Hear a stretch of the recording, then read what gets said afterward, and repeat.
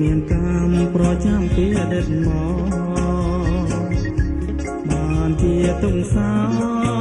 ជួបកម្មយកតែរឿងក្តីស្នេហាបងស្នេហ៍តែទីណាបងស្នេហ៍តែទីណា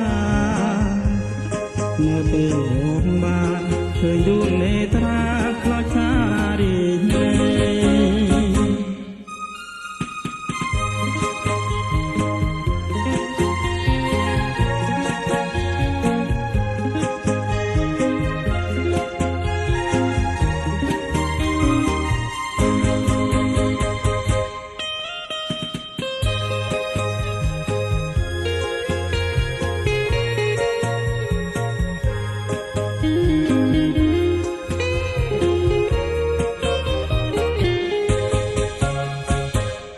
ខ្ញុំ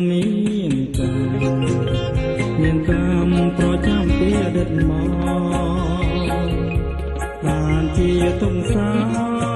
ជួបកម្មយកតែរឿងក្តី